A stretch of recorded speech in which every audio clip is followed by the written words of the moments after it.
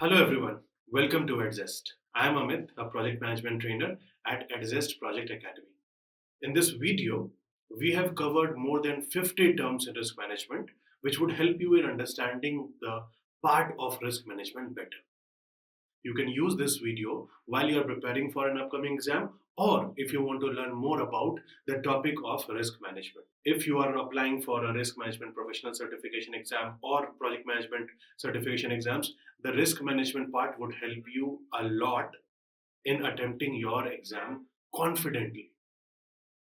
We will not be talking about the flow of activities, we will not be talking about the responsibilities of a project manager, but just the terms and concepts in general. A lot of people have come back and said that okay, they don't understand risk management, they tend to forget some of the terms. So we are consolidating all those terms together so that you can just go through this one video and it covers every aspect of risk management that you need to know for your upcoming exam. The best way to use this video is to go through the terms and note down if you see any term that is new for you. You may need to revise that term again and again. If you need to learn more about those terms, you want to discuss more about terms, maybe you are trying to apply those things in your upcoming exam, use Google, use ChatGPT, go to Perplexity. Many things are there which would help you in preparing for these terms, understanding these terms a little bit better. You can also revise these terms with our flashcards, which we have on our website available for free. You can go to our website. The link is in the description box, cards.edzest.org. Very simple website. Go there, look at the cards, pick up your terms, whatever you want to learn, and go through those terms one by one. For now, let's discuss about the terms that we are going to cover today. So in this video, we will cover the risk management part from start till end, including the risk management part for agile approaches. Okay, so first we will discuss the common terms, the most common terms that you see about risk, that we'll talk about it, and then we'll talk about the entire process. How do we identify the risk? How do we analyze the risk? How do we plan for a response? How do we implement and monitor the responses? So this is the process of risk management. What are the terms important with regard to these processes is what we will cover, and then we will talk about some agile specific terms as well, so that you are able to understand about risk management completely. There are no terms that you think that okay, I don't know this term.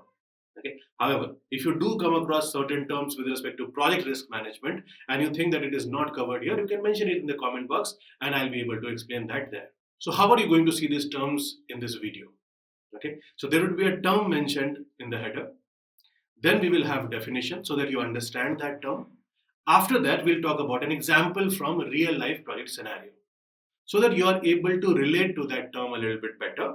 We will also talk about the significance or application of that particular term so that you are able to understand why we need to know about that term, why we need to use that term when we are managing projects.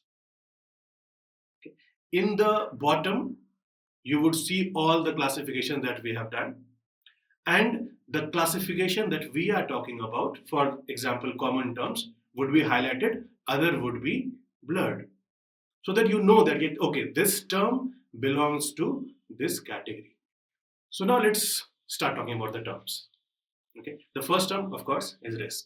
So risk is an uncertain event or a condition that may happen in the project. Right? The focus point is that it may happen. It's our anticipation, it's our belief that it may happen. There's no guarantee that it would happen. And if it happens, it may create a positive or a negative impact on the project. Right? Example, an expected delay from a supplier. Right? So if there is an expected delay that the supplier might have, then it is a risk for us. We need to ensure that the risk is well taken care of because it will create an impact. And the impact would be on schedule. Right? There's a delay of delivery components. So my project might also get delayed by a day, by a week, or by a month. Right? So we have to ensure that we take care of the risk, and that's what the significance is. It helps us prepare for the problems that we might face in the project. That's why risk is so important. Every project you will face problems. Every problem you will have to identify first proactively so that you are able to manage it. You may not be succeeding in everything. You may not be able to identify all the problems that might happen in the project, but you should put in a good effort in identifying those risks. Now, as we can see, risks can create positive or negative impact. Right? So when a risk creates a positive impact, it is called a positive risk. When a risk creates a negative impact, it is called negative risk. Negative risks are basically threats that something might go wrong in the project. Example, a probability of scope creep increasing the project cost.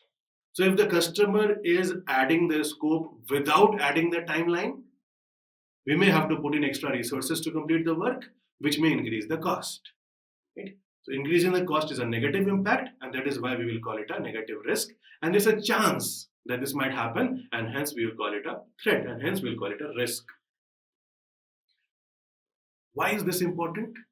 Because we need to minimize the negative impact in project. That's what negative risk is. So if you have seen the negative risk, let us see the positive risks. The positive risk is called an opportunity. So negative risk is a threat, positive risk is an opportunity. Opportunity means it will create some positive impact in the project, something positive. Right? So we will be benefiting something from this event if it happens. Okay, an example, chances of early completion of a task enabling faster project delivery. So if the team is able to complete an activity, a task faster, we will be able to deliver the project faster. So that's an opportunity. Why do we need to know about the opportunities? Because it provides a chance to maximize the benefits in the project. So you will have negative risks. So you need to figure out what are the positive risks so that you can balance the negative impact with positive impacts also. Right? This is what we do as project managers. This is how we manage the project. Right? So we discussed about risk and we said that risks are negative and positive both. Now, when you are managing the project, okay, you may come across identifying the risks where you will be identifying risks on a particular activity, not only on the entire project, but just on the activity. Those risks are called individual risks. Okay, risks associated with individual activity. Example, okay, a team member might fall sick during a critical phase. So they have to do a certain activity. Maybe it's a critical activity and the team member has fallen sick. So there's a chance that they might fall sick. Okay, and that risk is associated with one particular task. That is why we would call it individual risk. It helps us in managing that particular task or activity better. And if we try to identify the risk associated to the overall project, then it is called project risks. Okay, the risks that would impact multiple areas of a project simultaneously. What could be an example? A regulatory change by government. Okay, they are trying to change a license. They are trying to change certain requirements that we must meet when we are building the product. Right? And if these regulatory requirements are talking about certain compliance requirements, then we have to meet that. Right? So it is an associated risk for the entire project. That is why we will call it a project risk. Right? How does it help? It helps in managing the project better. Right? So individual risks help us in managing that particular activity better. Project risks helps us in understanding that project better and gives us an understanding of what could impact my entire project. Right? Generally, project risks are much more severe than the individual risks. Now, whenever you are working with risks, whenever you are trying to manage risks, you do managing risk within an organization and your organization culture, your organization, the way people look towards the risk, right? The way your stakeholders, the way your sponsors look towards the risk is also very, very important, right? Because if somebody is risk averse, they would not want to take risks. If somebody likes to take risks, they would take more risk. So depending on which organization you are working in, you will have to understand what is the ability, what is the belief, what is the aptitude, what is the attitude, what is the appetite towards my risk. You'll have to understand a lot of things in terms of what the organization thinks about the risk. Let us see some of those terms. Okay, one is called risk perception. Okay, perception means belief. It's a subjective thing. Right? We may not have data to back it up, but what does my stakeholder, my key stakeholder, my sponsor, my management think about the risk? How do they look at a particular risk? Right? For example, there's a market volatility. Right? People may or may not purchase our product. How is that risk perceived by a stakeholder, perceived by a sponsor, by a key stakeholder in my project? That is what is called risk perception. When you analyze the risk, you will come to know a term called propinquity, which is exactly similar. That how is this risk perceived to matter in my project? Why is this important? Because see, ultimately you will have to engage with the stakeholders. You will have to communicate with the stakeholders. Right? So if you understand how do they look at a particular risk, despite your calculation, despite your data, it will help you in engaging with them better. It will help you in communicating with them better. Right? That's what risk perception is. The next term is risk attitude. What is my approach towards the risk? Okay. Perception is my belief. What do I think about it? Risk attitude is how do I approach it? Okay. Sometimes I want to avoid the risk. Sometimes I want to take it on. Right? Some people want to avoid the risk. Some people want to take it on. Right? So typically, the attitude is how do you approach these risks that would be there in the project. Okay. Some organization might avoid a high risk initiative. Some organizations might take it. Okay. If you're a part of a particular country's army, you would take up a project where the risk is that people might lose their life. But in general, you and me, when we are doing normal projects, right, although we think that it is very risky, but compared to that risk, it is very less. So we will not take risks. We will not take those projects where there is a risk to lose lives. Right? So that's our attitude. So what is our attitude towards different type of risks is also important to know how we are going to manage the risk in the project. Okay. How does this help? It helps in taking decision making. Right? It helps in taking decisions in the project. What would be our response strategy? How are we going to approach this? That's where we should know about the risk attitudes. Next is risk appetite. Appetite basically means how much we can eat. So if we look at it in terms of organization, how much of a risk an organization is willing to take. Right? Appetite is how much we are willing to eat. Right? Risk appetite is how much organization is willing to take that risk. Right? That is what risk appetite is. For example, allowing a 10% budget increase due to unforeseen events. Right? So if my budget is $1 million and the appetite of my organization, of my management, of my stakeholders is a 10% increase. So even if the budget goes to 10% extra, which is $1.1 million, we should be okay. So do we need to know this value while we are managing the risk? Yes, absolutely. And that's how risk appetite helps us. It helps us in prioritizing and selecting the risks properly, understanding what risk would create how much of an impact so that we can prepare a response according to our appetite. Okay? That's what risk appetite is. Next is risk tolerance. Okay? Now, whenever we are working with risks, we are talking about anticipation.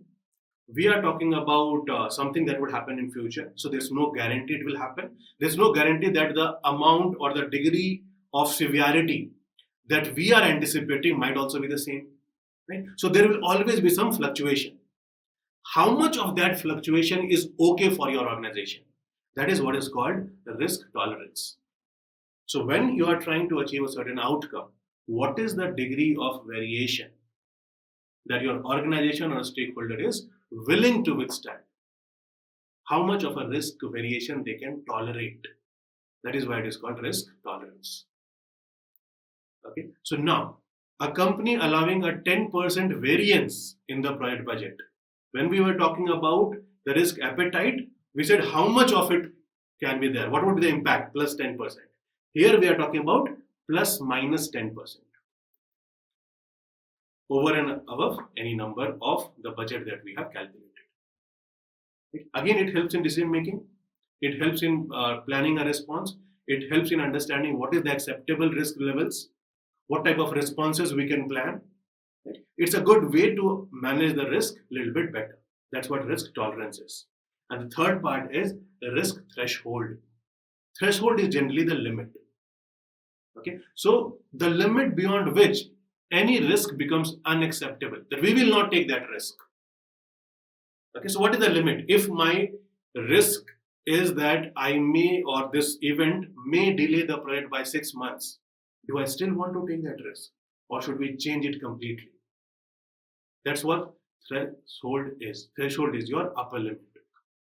Okay, the project team setting a maximum acceptable delay, okay, of 2 weeks for a critical milestone. That's a risk threshold. Right? So we need to know that if anything goes beyond 2 weeks delay, we will not be able to take it. Management will not be able to take it, so that we can change our plan. So threshold helps us in using it as a trigger. That something is telling me that there will be a delay of more than 2 weeks. In this case, we will not take that event. We will not do that event. We'll avoid that. Right? So risk appetite, risk tolerance, and risk threshold. Very important to understand. But if you look at it individually, you may feel that, okay, we are talking about the same thing. Appetite is how much risk we can take, tolerance is the variation in the risk, threshold is the upper limit. Then what's the difference between appetite and threshold? Let's try to see that. Okay, the difference between appetite, tolerance, and threshold. With a simple example, let us say that we are building a software application product. Okay, so building an application. What would be a risk appetite in this case? The company will say that we can take high risks because we are doing something innovative. We want to capture our market as early as possible. We want to be in the market in the fastest way possible. So their risk appetite is huge. What's happening with AI these days? Right? Nobody knows whether AI would definitely be successful. There's a high chance it will be successful, but nobody knows that by spending this much amount of money, we will get this much amount of benefit. There is an expected benefit, and hence people are putting in a lot of money there. Right? So those people who are working on AI these days have big risk appetite. So they can take high risks. Some people can take low risks. That's what risk appetite is. Risk tolerance in this case would be that if I am building this product, okay, and there's a risk that we may get late by 11%, 12%, then it is not acceptable. Within a variance of 10%, it's fine, not more. Okay, so tolerance is the variation. Appetite is we can take a lot of risk, we can take less risk. It's on the organization at an overall level. How much of a risk we can take. Tolerance is how much of a variation we can tolerate. Right? There's one understanding that there should be a total value. Okay, so let's say we can take a risk worth $1 million. That would be your appetite. Tolerance would be a variation of plus minus 10 or 20%. That would be your tolerance. And threshold would be your upper limit. That if the delay is beyond 2 months, which is my threshold, we may close the project, we may terminate the project, or we may take another corrective action which is required. So threshold is a limit. We cannot go beyond that. Right? So appetite is our general way of accepting the risk. Threshold is the upper limit. The general appetite is high, but how much high is defined by the threshold. Okay, so that's the difference between appetite, tolerance, and threshold. Appetite is a general understanding of the risk. Tolerance is how much variation an organization can tolerate, and threshold is the upper limit. Okay, that's the difference between appetite, tolerance, and threshold. I hope now you are clear with this understanding. If you still have a doubt, you can always leave a comment in the comment box and I'll be able to reply. If you want to discuss with respect to your own project examples, okay, on how would you call it an appetite, what would be a tolerance, what would be a threshold, please mention that. Let's have a discussion around it and definitely we'll talk about it. Okay, let's go further. Now, sometimes what happens is that we need to also understand about what creates a risk. Okay, risks would be created more if the project that we are doing is not very clear. Okay, and that lack of clarity is called ambiguity. So there's an ambiguity about the future outcome. Will we be able to achieve? Will we not be able to achieve? Will this work? Will this not work? That is what is called ambiguity. Okay, so some unclear government policies would create these kind of ambiguities in the project because we don't have clear information. There's a lack of clarity about whatever we are doing. The process, the policy, anything that has been given to us is not clear. And if it is not clear, we cannot be confident about it. And that will create some ambiguities. Right? So in such cases, what we need to do is we need to do additional research. We need to figure out the details with more clarity so that we can anticipate what kind of risks might happen. Okay. Why are we discussing this? Because ambiguity and uncertainty is an important aspect which helps us in identifying the risks better. What is uncertainty? Is the lack of complete knowledge. Okay. How is it going to impact? What is the probability? So we are not very certain about it. For example, how would a market respond to my new product launch? I'm not sure. Am I clear on the process? Yes. Am I clear on how I'm going to approach it? Yes. But I'm not sure whether the market would respond positively or not. So there is a bit of uncertainty in the environment. What do? We identify it, we anticipate, we try to analyze it, and we prepare a plan for it. Right? Ambiguity and uncertainties would lead to risks, and we need to manage it well. Okay. Now, one more term which is important as a part of common term is project resilience. Resilience basically means how quickly you can get back on your feet after being hit hard. So when you face a problem, when you face an issue, how quickly are you able to solve it?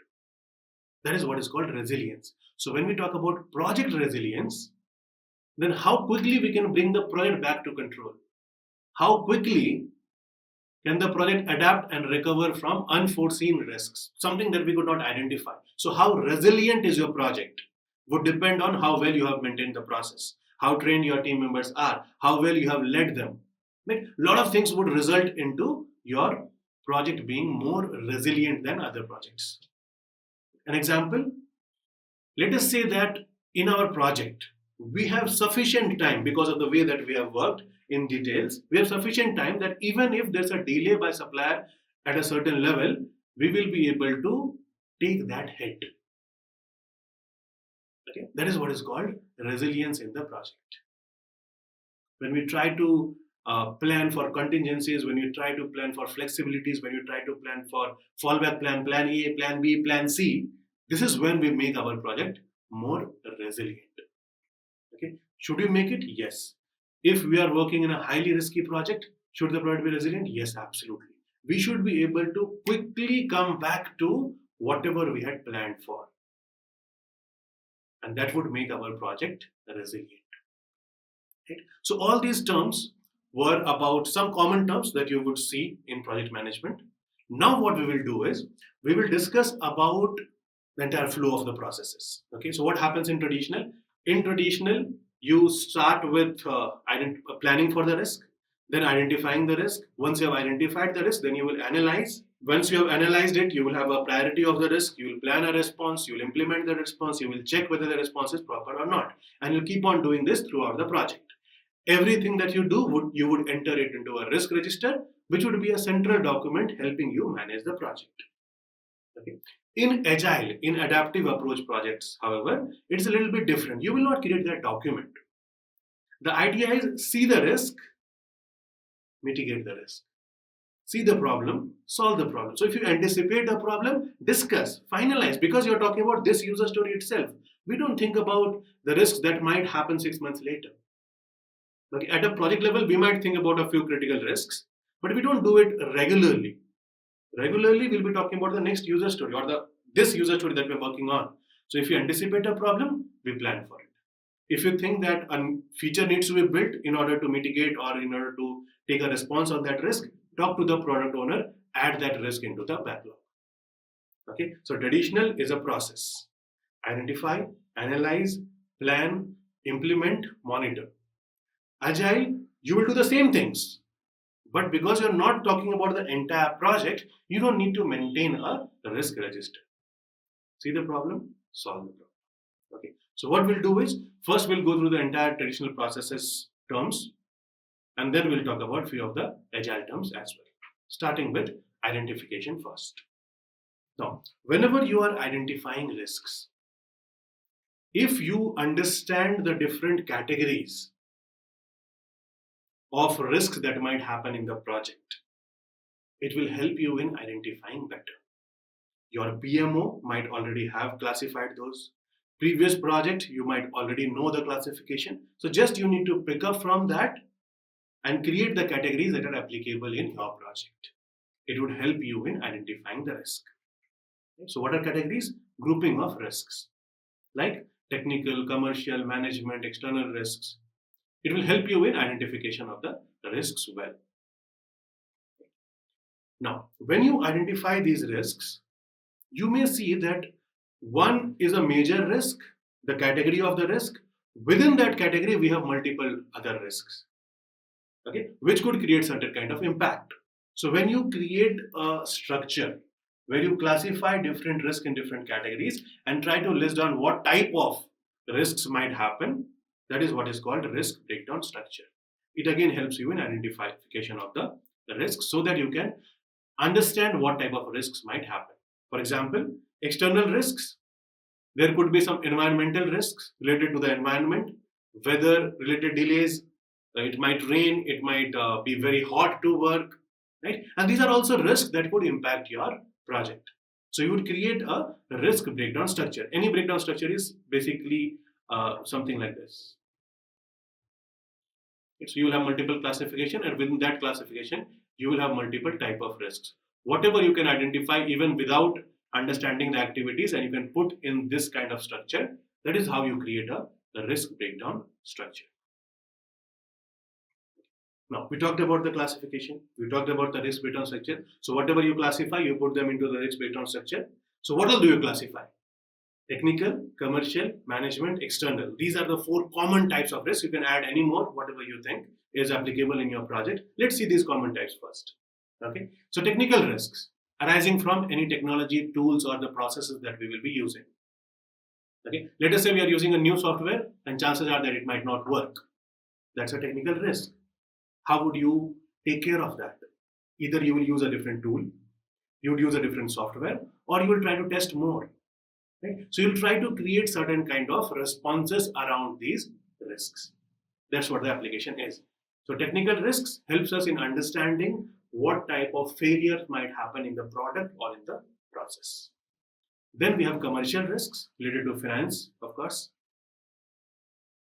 So if you anticipate that there could be a loss of money, right? There could be a cost overrun, there could be an over budget, then those are called commercial risks. Let us say the raw material prices are fluctuating because of the war that was happening, because of inflation that is happening, because of changes that are happening in political conditions in our country. Material prices might fluctuate, and because of which you may incur certain losses. Right? And those are called commercial risks. It helps us in understanding what we need to do and how we need to prepare. Okay, so what do? We work with contracts. We put in the terms and conditions that if raw material prices fluctuates more than 2%, then the price would also go up by 2%. Or if it goes more than 5%, then we will renegotiate the prices. Okay? So you will try to put terms and conditions in your contracts and your agreements so that you can take care of these risks. Then we have management risks. Risks that are events which may happen because of the activities that management does, our executive management, right? Decision making, leadership, processes. Risk associated with all these things would be called management risk. Okay, so let's say, for example, if the management did not communicate well to the team, there would be some problems. There could be some problems, and that is what we are talking about as management risks. How do we do that? How do we take care of those risks? We'll create some nice governance framework. How will things be escalated? How will things be communicated? How will we engage with the stakeholders? What are the roles and responsibility? Okay, who is responsible for it? Who is accountable for it? Who needs to be consulted? Who needs to be informed? So we create a lot of responsibility matrix, which helps us in understanding the roles and responsibilities, understanding the governance, understanding the escalation chart, understanding the communication protocol, so that these type of risks can be avoided or mitigating, so that we can plan a response for these risks. One more category we saw was external risks. So these are the risks originating from outside the project, which are beyond our control. Regulatory changes, changes in processes, changes in working time of our company. Right? So those are external risks, external to our project. How do we do that? What do? We keep on monitoring it. See, we cannot change it, but we need to be aware. We need to be aware quickly. We need to be proactive. We need to keep our eyes and ears open about whatever changes that are happening externally, so that we can plan for contingencies. Right? So we were talking about risk categories, and in risk categories we discussed about technical, commercial, management, and external risk. Typically, these are the four general categories which will help you identify a lot of risks. If you think there is one more category to be added, please do that in your project. Okay. The idea is that you should be able to identify as many risks as possible. Categorizing the risks pre-hand and creating that risk breakdown structure helps you in identifying. Okay. Now, you may also need to identify who will manage that risk. You need to provide that responsibility to someone. That person would be called risk owner. They don't need to be definitely from your team only. They could be anybody else who is responsible for taking care, managing, monitoring, controlling the risk. For an example, the supplier related risks would be handled by the procurement manager. Okay, so that procurement manager is the risk owner for that particular risk. Why do we need this? So that we know that yes, this person is responsible, this person is accountable for ensuring that the risk is managed well, which will help us in making some effective risk responses. Those are the risk owners. Now, many a times, especially in your exams, okay, you will be confused between risks and issues. Very simple thing is, the risks are uncertain. Those are anticipated for the future. You think that it might happen. Issues have already happened. It's a problem. Right? So the risks that have already occurred are called issues. For example, a missed project milestone. We have already missed it. Right? So the issue has already occurred. It helps us in solving the problems. If you know the issue has happened, you would want to know it as early as possible so that you can manage it well. Okay, so there will be certain risks, there will be certain problems that you could not anticipate, you could not identify as a risk. When those problems happen in the project, those are classified as issues. You solve it and escalate if required. When you cannot solve it, when it has gone beyond your authority, you may also escalate. So those are your issues. While you are identifying the risks, while we are mentioning those risks in our risk register, we need to be very sure that we are not mentioning the issues in the risk register. Only the risks. Issues will go to issue log. Sometimes it may only be a concern. The stakeholder thinks the team is not working. Stakeholder complains that the project has gone out of over budget or running out of schedule. Right? So these might only be a concern. So we need to validate that concern. Okay, it is just an apprehension from a stakeholder about a negative outcomes. They are worried about it. Right? The worry, the concern, the apprehension does not make it a risk. We need to discuss with them. We need to understand their concern, and if their concern is valid and we think that okay, yes, this risk may happen in the project or this is an issue, only then we will take action around it. Okay, so we need to also be sure when we are mentioning or identifying the risk in the risk register that we are not adding concerns into it. Okay, only the identified risks. What do we do that? How do we do with the concerns? We have some communication. We discuss with them, we try to have some action plan created over it, and we try to validate the concern. If the concerns are validated and understood as a risk or an issue, then we will take actions accordingly. Right? So while we are identifying the risk, it is important that we don't mention the issues or concerns in our risk register. I hope whatever we are discussing is helpful to you. You are learning few new things. You are also trying to understand the mindset when we are managing the risks along with understanding the terms. Now, let's talk about the risk analysis terms. Okay, so the risks that you have identified, you would need to understand more about them. You would need to understand what are the chances that might happen, what type of problem it will create in the project, what is the priority of that risk, which risk should I attack first, which risk should I attack later, and all those things that you do is called the risk analysis.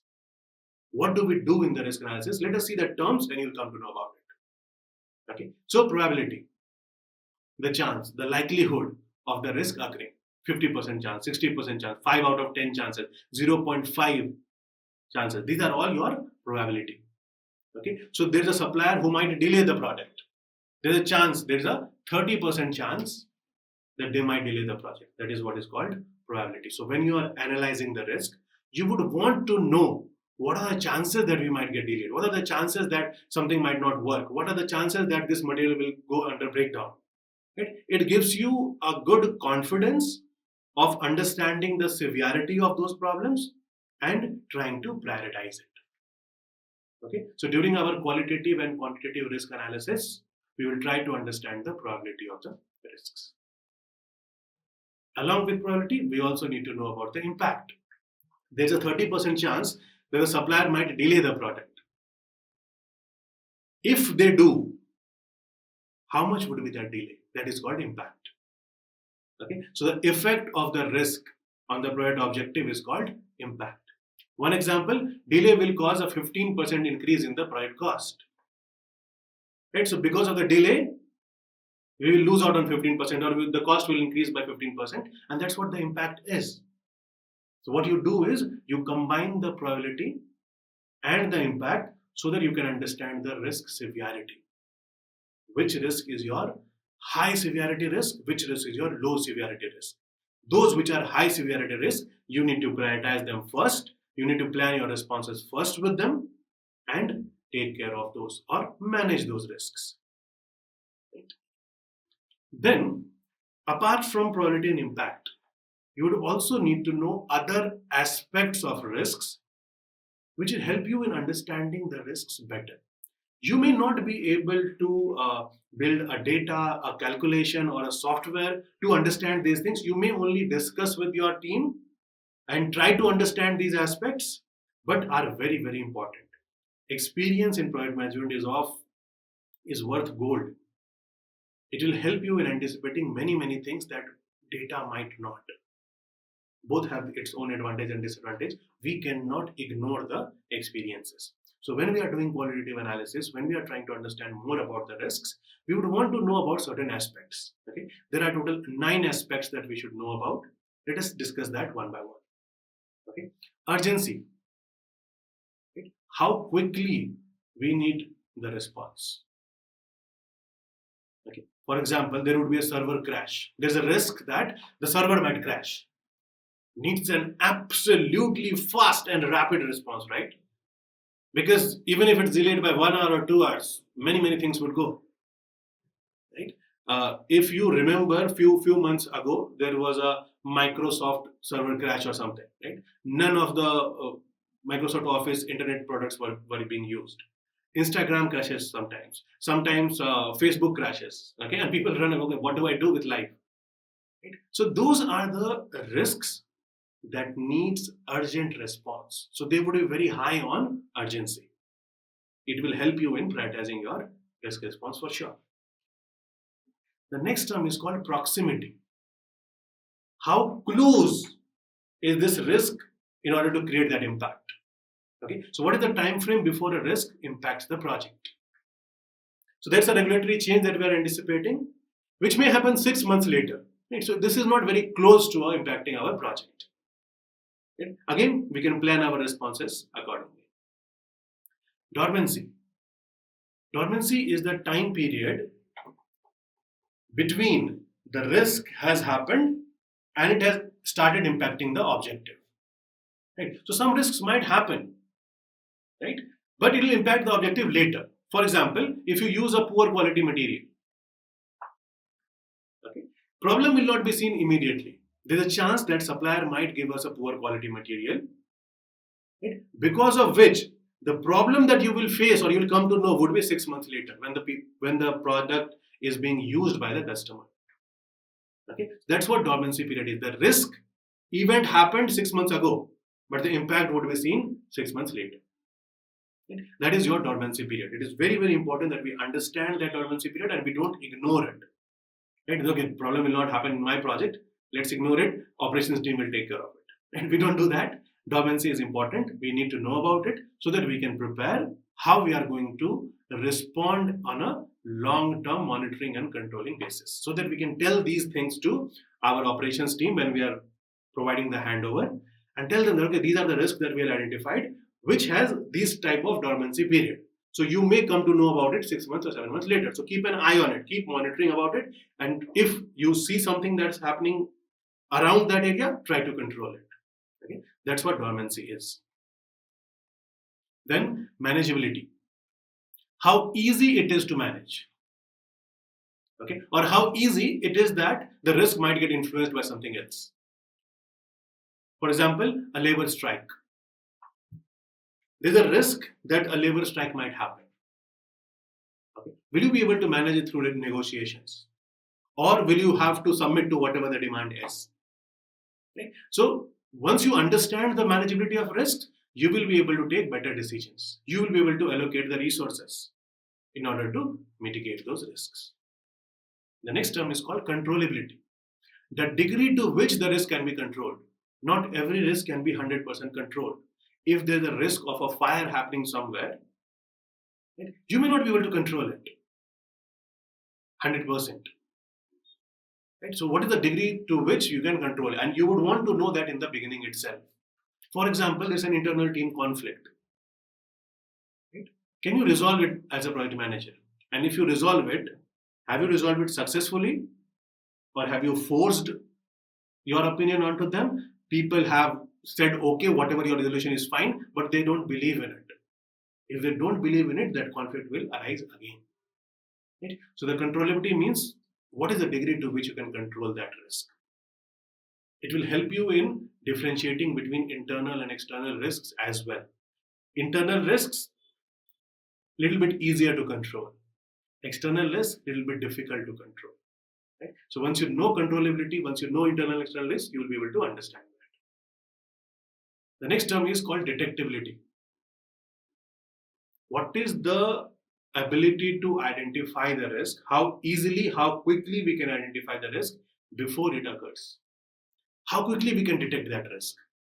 Right? So we have some sirens, we have some alarms that tell us that the risk is about to happen. That's what helps us in improving the detectability of the risks. Right? So all those early warning indicators helps us in detecting the risk early. So is it possible to create those early warning indicators? It's not possible in everything, right? And that possibility of creating those risk triggers, as we like to call it, helps you in deciding the detectability of that particular risk, so that you can build some effective monitoring systems, so that you can say that, okay, we have some monitoring systems are in place which will help us in detecting that risk faster and earlier. Okay. Then we have connectivity. How is a risk connected to other risks? So if this risk happens, is there a possibility some other risk might happen?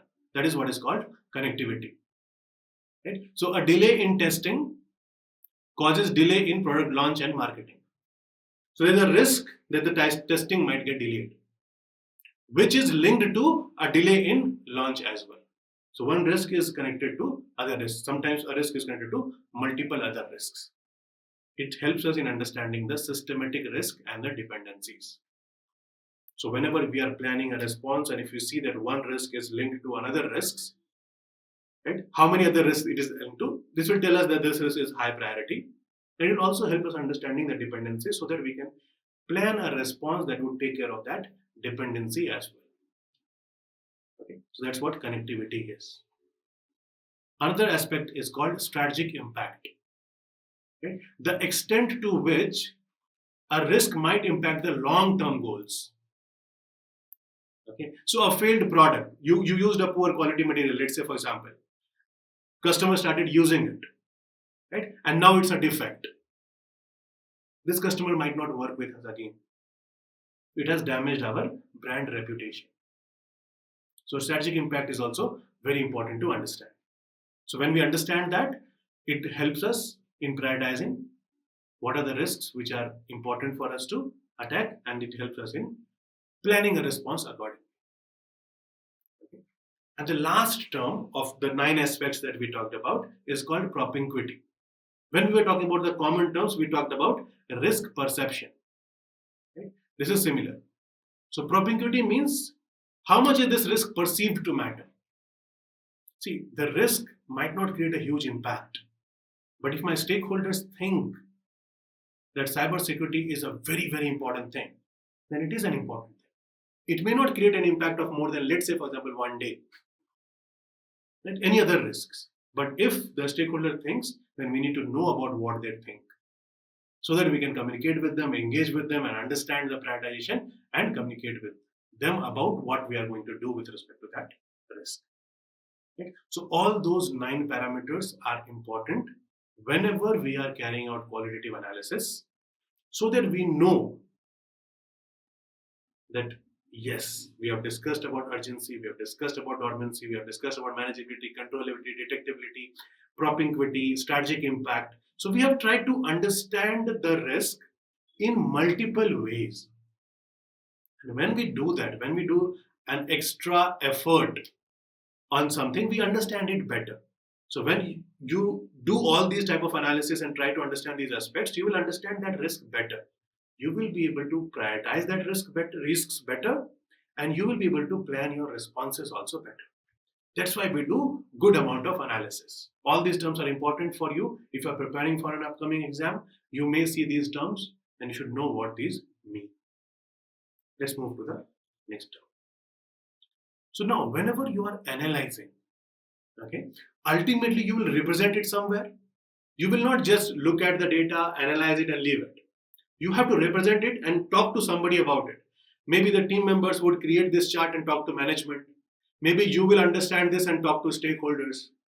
Right? So you will be representing these analysis also. And in representing those analysis, you would need to create certain kind of charts. We will talk about some of the common charts that are used in risk analysis. Okay, so bubble chart. Bubble chart is where you create some bubbles around an XY axis. Okay, so what you will do is you will have probability on one axis, impact on another axis, and all these dimensions that we talked about, 9 parameters. You can use any of the parameters which are helpful for you in understanding the risk, and notice that or denote that through a bubble. The size of bubble would decide that. Okay, so you will come to know the size of bubble, you will come to know the position of the bubble, and you will be able to understand a little bit better about the risk. And when you display it on the chart, you will be able to see about multiple other risks also. Okay, I know it is very difficult to imagine when somebody is talking and putting it as a text. So let us see an image. Okay, so probability on y-axis, impact on x-axis. The position will tell you high probability, high impact, low probability. Okay, then in terms of impact, these are low impact things. Okay, so the position would tell you the probability and impact. The size of the bubble would tell you about any particular aspect that you are looking at. Okay, so bubble charts are very helpful whenever you are trying to analyze the risks. You can see if you see a lot of bigger bubbles. Right? So whatever aspect, urgency, proximity, manageability, controllability they are looking at, they are very high in that. Okay, and if you see something in this corner, then you would know that this is a high probability and high impact thing. So it will help you in prioritizing, it will help you in understanding the severity of the project, how risky the project is. So representation of data is so effective, right, that you are able to do multiple kind of decision making, multiple kind of proper management of risks with this representation. And hence it is important to understand these charts. Do you see this in the exam? Will you see this in the exam? Not sure. Okay, but should we know about it? Yes. As a project manager, as project risk managers, as people who are working at risk, we should definitely know this. Okay, that's what bubble chart is. Okay, you see these bubbles on a chart, that's why it is called bubble chart. Okay. We also have something called probability distribution. See, sometimes what happens is that you may be doing work which is a little bit complex and very complex. You have a lot of data, you have a lot of activities to be done, and you want to put all those things on a software which would tell you the likely outcomes and likelihoods, the probability and the impacts and the outcomes. Okay? And when the different ideas, different activities, different permutation combinations are tried, you may see a chart which gives you a probability distribution of what are the chances that your project would be successful. What are the chances that you will be able to deliver the project in 1 year? What are the chances that you will be able to deliver the project in 2 years? Right? And when you plot all these charts, what you get is called probability distribution.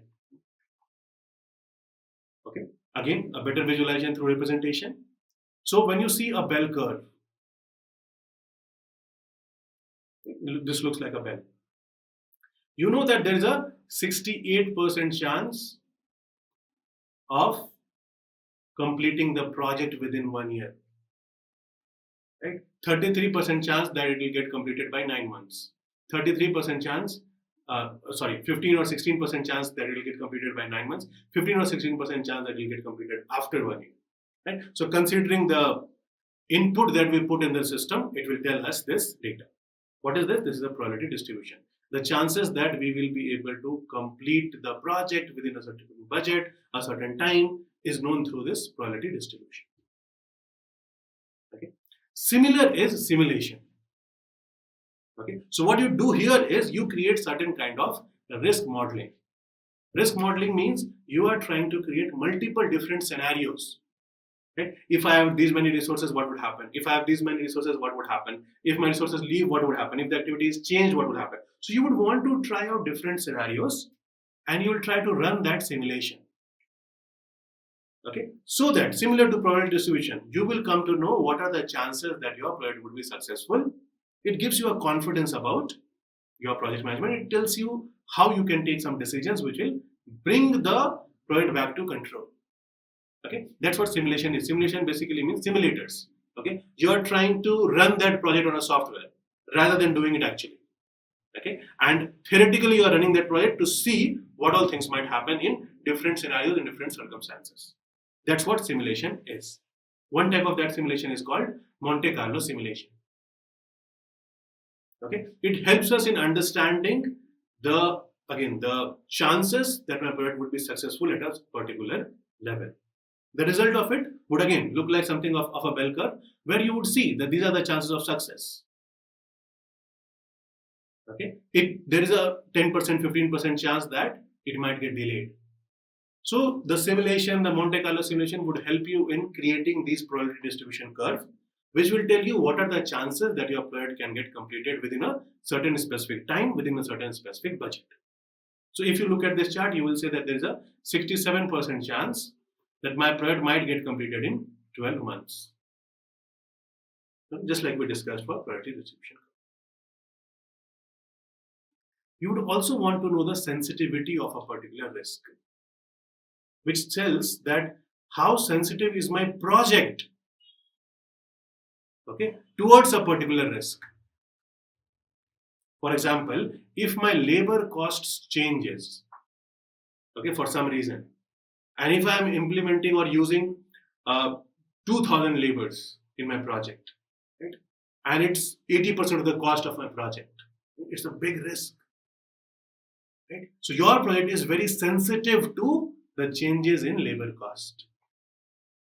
Sometimes you are using a lot of technology. Sometimes you are depending on a supplier.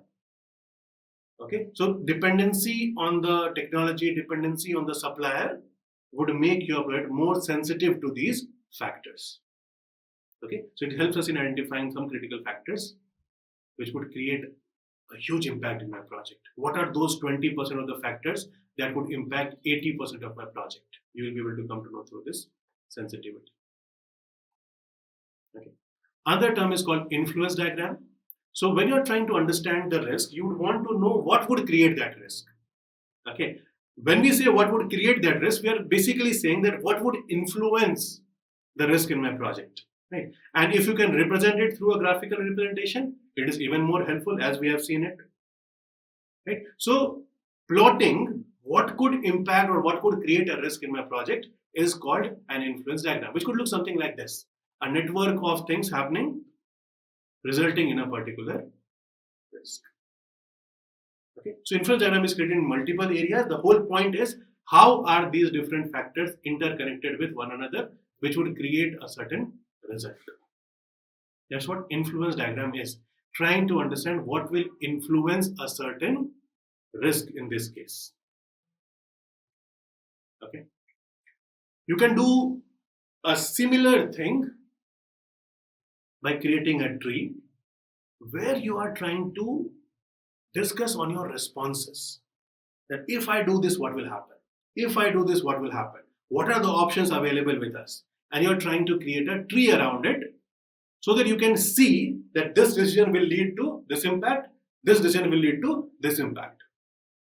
Okay, this decision will lead to this impact, this decision will lead to impact, and the entire thing would be created as a tree. Okay, although when you present it as like a horizontal tree or something. Okay, but when you shift it 90 degrees, okay, it will look like a tree. Right? That's why it is called a decision tree. If you want to be a little bit perfect about it, create a vertical tree. Okay? So the whole point is that when you are taking a decision, you have multiple options to select, and you're trying to understand what are the success and failure rate with it so that you can take a better decision. Right? So when you are planning a response, when you are prioritizing a risk, you would want to take certain decisions, and decision tree helps you in taking those decisions.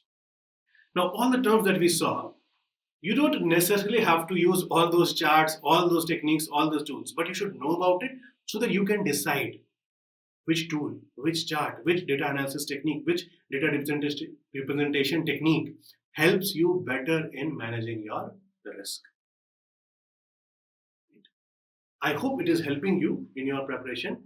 Do let me know in the comment box what are the other areas of the product management which are troubling you a little bit more so that I can prioritize which type of terms to show you first, which type of terms to discuss with you first. Right? Although the next video is decided, we'll be talking about procurement management, but do let me know in the comment box what else would you like to see in this way so that it helps you in your revision. Let's move ahead. We have not yet closed this. Okay, so now we'll talk about the response planning terms. So we have discussed about identification of risk. We have discussed about analysis of risk. Now we will talk about the response planning terms. What are those terms that we use in response planning? One is response strategy. Okay, first of all, we need to strategize. How are we going to respond to the project? There are multiple different type of strategies. You would already know this and we'll cover that as well. But what is a strategy? It's an approach to address the identified risks based on whatever we have done as the priority. Okay, so if you say that we'll hire some temporary staff because we anticipate resource shortage, it's a strategy. Right? So whenever you would see that resource shortage, whenever you would see that somebody is not coming to office for some reason, you already have a temporary staff who will be able to fill in. So that's your strategy. Whenever we will have resource shortage, we should have a backup of temporary staffs. Now, what are these strategies? See, there are two types of risks that we have seen. One is negative risk, one is positive risk. We have different strategies for negative risks, different strategies for positive risks. Okay, so we'll discuss these strategies and then we will consolidate all the points together to give you a complete picture. Okay, so first is avoid. All those risks which are top priority risk, high probability, high impact, you would want to avoid those risks by changing the plan. Okay? So when you say that there's a proven technology that we will use instead of a new risky one. Because if I use a new technology, we may not succeed, and if we don't succeed, it'll get a huge impact. So you would not want to do that. So if your plan is that I'll be using new technology, you will change that plan to older existing well-tested technology. Okay. So for all those high priority risks with significant impact, we will try to avoid that risk completely by changing the plan. Second is called mitigate. Okay. Mitigation is like reducing the chances that a risk might happen. So what you do is you do some extra testing, you add some extra resources, right? on the same activity. The activity is not changing, so we are not changing the plan. We are just adding more resources, adding more work, doing more testing, putting little extra effort, carrying out the same activity. Okay, so that we can reduce the likelihood or impact of a risk. Okay, so if we have a risk that we may see a defect in the product, so what do? We say we'll conduct additional testing. That's an idea of mitigation. Okay. Now, if there are risks that cannot be avoided, many times you cannot just change the plan. Okay, yes, we should change the plan, but sometimes within the constraint that which we are working, sometimes some activities just cannot be avoided. Right? In such cases, we will try to reduce the probability and impact, and that is what is called mitigation. Okay. Transfer is basically shifting the responsibility onto somebody else. Okay, a typical example is insurance. Right? Natural disasters, site damage, transit damage, a lot of things can happen for which we purchase insurance. So what are we doing with purchasing insurance? We are paying some premium, but whatever damage that would happen, at least the monetary part would be covered by the insurance company. Right? So we'll be able to take care of the financial and contractual risks with a strategy called transfer. Right? And that is why you see almost every project, you have certain insurance that you have to pay premium for, so that if there are any huge impact problems that might happen in the project, insurance company will be able to take care of that. Right? So high probability and high impact risk, try to avoid it by changing the plan. If you cannot do that, try to mitigate it by doing something extra. Sometimes, if you see that the financial implication or contractual implication is huge, you try to purchase an insurance, or you try to transfer that risk responsibility to somebody else who is willing to take that. Okay, so avoid, mitigate, and transfer are the strategies that we use for negative risk, which are called threats. Now let us see what do we do for positive risks. Okay, one is exploit. When we have a high priority negative risk, high priority threat, right, then we tend to change the plan so that the activity itself does not happen. We have avoided the risk. When it is a positive risk, however, we will try to ensure that the opportunity is fully realized. So if you see an opportunity that if you deliver something early, you will be able to capture more market share. Then what do? You change your plan, you add extra resources, you carry out more activities more than what you had planned for today. And with that, you get into the market faster. You have tried to exploit the opportunity that you had. Okay, it again helps you in ensuring that the benefits are maximized for the product. So whenever you see that the opportunities are critical and we must grab that, that's when we use this strategy of exploit. Change the plan and grab the opportunity, which was avoid in negative risk. Okay. In negative risk, we said that if we cannot avoid it, we'll try to mitigate, we'll try to reduce the probability and impact. In positive risks, we call it as enhance. By doing some extra effort, we are trying to improve or increase the probability and impact of a particular positive risk called opportunity. Right? So what you're doing, you are saying that, okay, we have to deliver something early, so let's provide some incentives to the team members. Okay, that if you increase your productivity, we'll pay you certain incentives. With that, what would happen? The team might do some extra work, might do some work faster. You may be able to deliver early and grab that opportunity. So your chances increases to maximize the benefit. There's no guarantee that it will happen, but it does increase. That is what is called enhance. The next point is share. So what we call as a strategy of transfer in negative risk, because it's a negative thing, we just transfer it on somebody else's head. They are willing to take it, and that's why we do it. In positive risk, we call it share. Okay, so if you think that, okay, by doing certain artificial intelligence, I may be able to grab more orders, I may be able to grab more opportunity. So you create a joint venture with a supplier. What do? You share that opportunity with somebody else. Okay? So a strategy to allocate ownership and responsibility to a third party so that we can be a better position to realize or grab that opportunity. Okay, creating a joint venture, partnering with a vendor, so that you can do a little bit extra, which is beyond your capability, beyond your team's capability, beyond your core area of working. If you do anything else, then what you're doing is you're sharing this opportunity with someone else. Okay. Uh, Typically, when the organization cannot fully capitalize on the opportunity, they tend to look for collaboration. Escalate. Transferring a risk or higher management to higher management or external authority. Okay. So escalate is a strategy that you can use for negative and positive risks both. If there is certain thing which are beyond project manager authority, it needs to go to a higher management, needs to go to a different resource manager, it needs to go to an external authority. You will do that and you'll say, okay, this is beyond my authority. Please take care of that risk. That is what is called escalate. So any major policy change that would happen, that you think might happen, okay, you just escalate it to the management leadership and say that, okay, you are the risk owner for this particular risk. Please help us in managing the risk. Right? So whenever you see that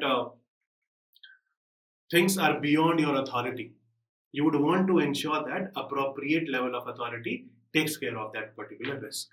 That's where you escalate, whether it is positive or negative. Okay. Similarly, there's a strategy or a response strategy called accept. Right? There are certain risks that cannot be managed.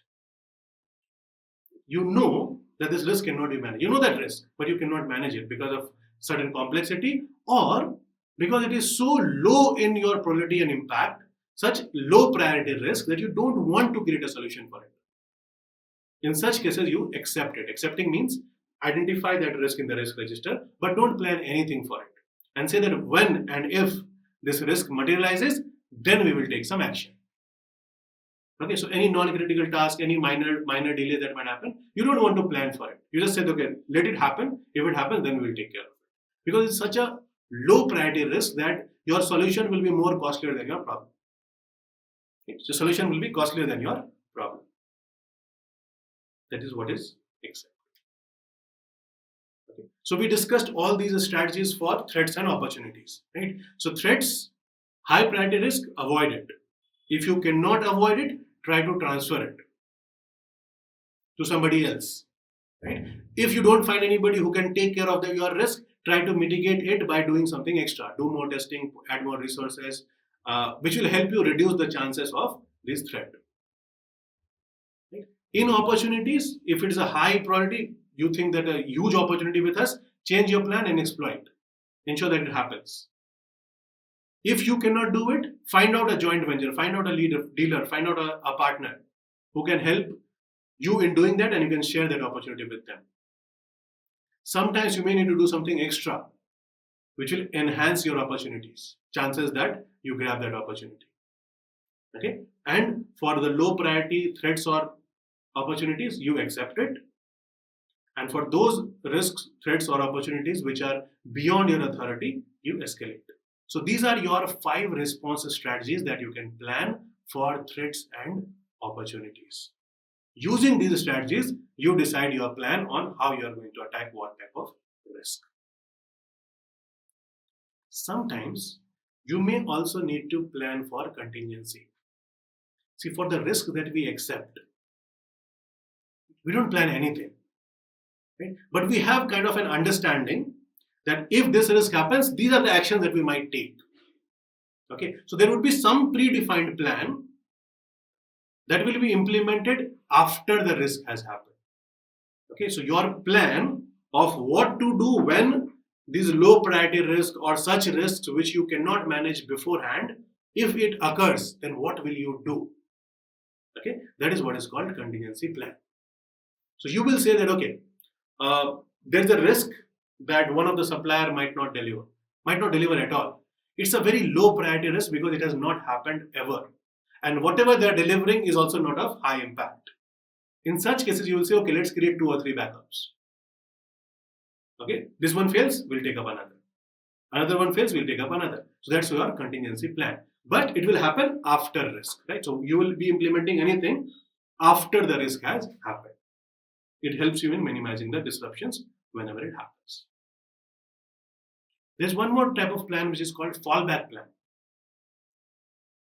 Again, it's a part of creating a backup. But the point here is that the response that you had thought will work has not worked. So your response strategy has failed.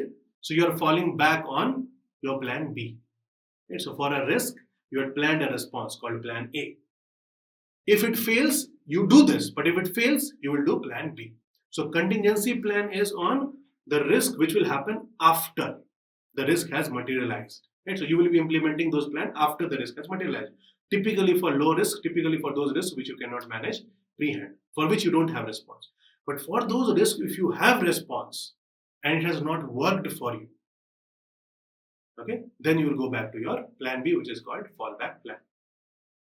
Okay, it makes your project more resilient. It prepares you better to handle the risks. Right? So the point is that whatever risks that we have identified, we analyzed it after that. Then we prepared some responses, and in preparing those responses, we discussed some strategies that we should have strategies for threats, we should have strategies for opportunities. If my responses fail, then what I should do? Fallback plan. If those risks which I thought as low priority still happens, what will I do after the risk happens? Contingency plan. Right? So you have a plan, you have plan B, plan C. As much as possible, you don't have to create a plan D, E, F, and Z. Right? But as much as possible, you should keep your project resilient so that you are able to take care of any type of failure that you have identified as risks. Okay. I hope again that these topics, these discussions are helping you understand risk management better, understand the terms better. Okay. If it does, please let me know in the comments. If it doesn't, then also let me know in the comment. If you want to see anything else, then also let me know in the comments. Please interact. Let's discuss so that I can help you better with the videos that I could bring for your preparation, for your understanding of project management. Okay. There are two more topics left. One is called implementation of the plan that we have created. So what are the terms that we use while we are implementing the responses and when we are monitoring the responses? Okay, so let us see these terms. One term is called risk trigger. Okay, something, an event or a condition that would tell you that the risk is about to occur. Okay, when you are working with a laptop, you get that information of 10% battery remaining. So it's a trigger, right? That the battery might shut down. So what do? We take a response and we put a charge. Okay? So these are kind of triggers. Horns, sirens, indication, hazardous sign, and everything. These are your triggers that would tell you that a risk is about to happen. Okay, so you missed a particular milestone. It's a trigger that the project might also get delayed.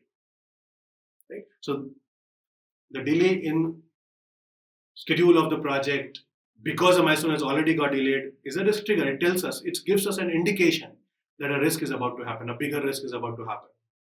Right? So we want to ensure that we keep and create these triggers.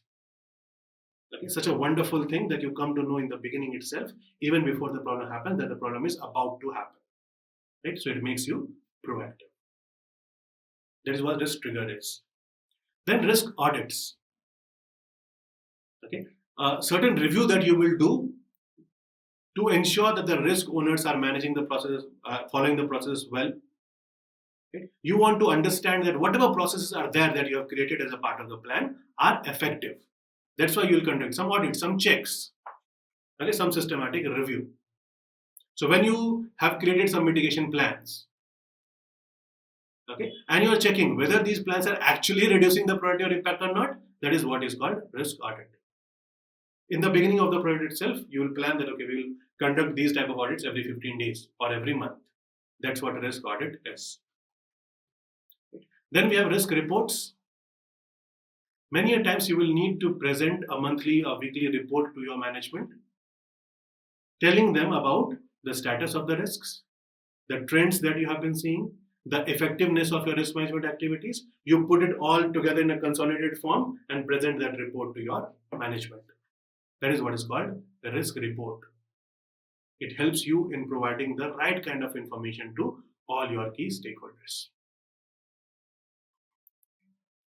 Then we have certain terms called secondary risk. We talked about connectivity of the risk. Okay, so if risk 1 is connected to risk 2, so if risk 1 happens, risk 2 might also happen. Then this risk 2 is a secondary risk. The new risk arising because another response that you have implemented or a risk that has happened, because of which there is another risk. Right? So there's a risk that there might be a water leakage somewhere. Okay, so that's one risk. If somebody is walking where the water leakage is happening, there's a risk that that person might fall. That's another risk. That is what is called secondary risk. Right? So increased cost due to expected delay. So your delay is one risk, and because of which you will have increased cost also. Okay? So you're talking about secondary risks. It helps us in, again, managing the risk effectively in making the product a little bit more resilient. Similarly, we have something called residual risk. Whatever response that you have planned, it might not 100% be able to control that risk. Right? We discussed about controllability. Not every response would be able to control your risk 100%. Okay? There might still be certain risk remaining. So the leakage thing same. If there's a leakage and we put some M seal or some kind of seal to close that leakage, and there's still a chance that the leakage might happen. That is what is called residual risk. So the risk that might happen even after your response is called residual risk, which is a leftover risk. Right? So a small chance of data loss, even after some backups have been done, is called residual risk. Right? It helps us in ensuring that we are working within our risk tolerance. So whatever our acceptance levels are, if we monitor and track the residual risk, it helps us in staying within the limit of risk tolerance.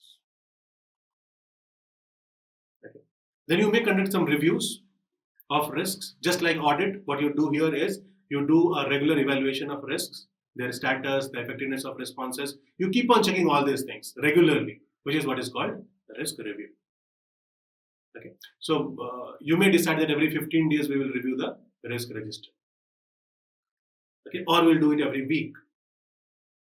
So that would be considered as a risk review. Again, it helps us in monitoring and managing the risks better in the project. Okay. There's something called risk closure.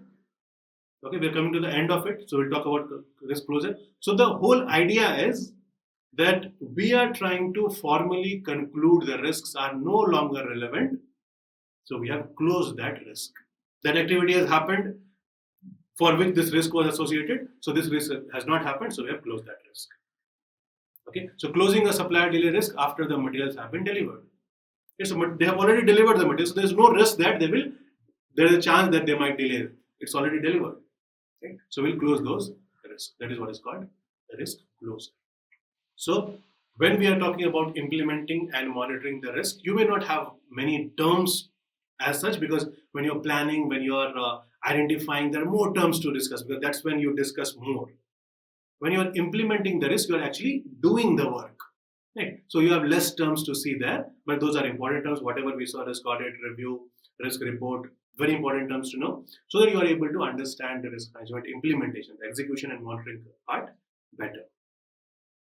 Okay. Now, if you want to practice these terms, right, then I have consolidated all these terms for your practice as a flashcard on our website. You will find that link in the description box. Otherwise, it is a very simple website, cards.edzest.org. You will see some flashcards related to risk, many other areas of the project management, all the process groups, different type of agile terms. So if you want to practice all those terms, you can always go to our website and practice these terms. And my suggestion would be that do practice at least once or twice, so that you feel very confident that yes, I know the terms that I might see in the exam. Okay, there's one more section remaining, which is about agile terms. Okay, so as we discussed, in traditional approach, we follow a process. Identify the risk, analyze the risk, plan for responses, implement those responses, and monitor. And keep doing this repetitively till the end of the project. In Agile, we will follow these processes, but we don't have to create a process. We don't have to create a document. We don't have to create a structure around it.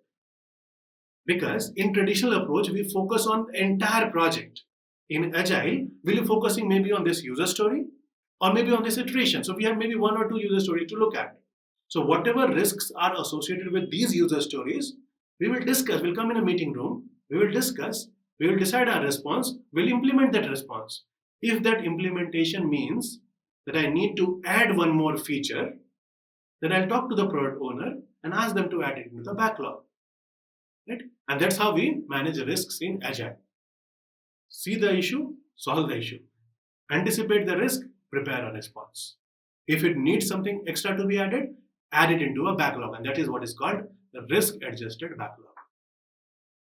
Right? So when you have a product backlog that is adjusted, the priority of which is adjusted based on the risks identified by the team, it is called risk adjusted backlog. So any high risk feature, when you place it on top and then you have user story, then another risk, then user stories, that is what is called risk adjusted backlog. Okay, it helps us in ensuring that as such the product backlog contains user stories, which gives us positive value. The risks would create negative value. It will help us, it will impact in losing money, right? So if it is impacting in losing money, then it's a negative value. So we are taking care of both the positive and the negative values through this backlog, which is called risk adjusted backlog, helping us in execution better. Now, you may create a chart called risk burn down chart, which will tell you that initially there were these many risks to be taken. Now there are these many, then this, then this. So you'll see a downward chart of how many risks are mitigated, taken care of, and what is the trend now. Is it increasing or is it decreasing? Right? Typically, you will see that, okay, we started with these many risks, we have taken a response for these many risks, it will show a downward chart. And that is what is called the risk burn down chart, a visual representation through a chart to track the reduction in risk exposure over time. Right? So when you create those charts, it will be called as the risk burn down chart. Then there are certain risks, especially in the field of Agile, which is called emergent risk. Right? See, what happens with Agile is the requirements are not absolutely clear. The processes, the way we do things might also not be absolutely clear. So when we are executing the project, okay, then we may realize certain risks. Okay, chances of realizing such risks in Agile approach is more than traditional. In traditional also it might happen, but when you identify a risk while you are executing the work, such risks are called emergent risk. Okay, so while you are executing the project midway and some regulatory changes happened, it's an emergent risk. Right? So what do we do at that point of time? We say, okay, let's identify the risk and let's plan. Right? So what you do is your identification, your planning, your analysis, all these things are dynamic. These are iterative. You will do it now and you'll keep on doing it when and whenever you identify certain risks. Okay? So those risks that you identify while you are executing the project are called emergent risks. Okay? How much time do you have within which this risk might happen? Okay, so whenever you are talking about risks of particular user story, you may be developing that user story, you may be doing some research, you may be working on understanding that a little bit more. So you want to know, okay, this is a risk. When is it expected to materialize? How much time do we have? Okay, and when you create that time band, it is called the risk horizon. That this particular risk is there, it may happen. Okay, but there's a 6 months time before that. So we have good amount of time, and when you plot all those things, it is called the entire plot of the time period of that particular risk is called the risk horizon.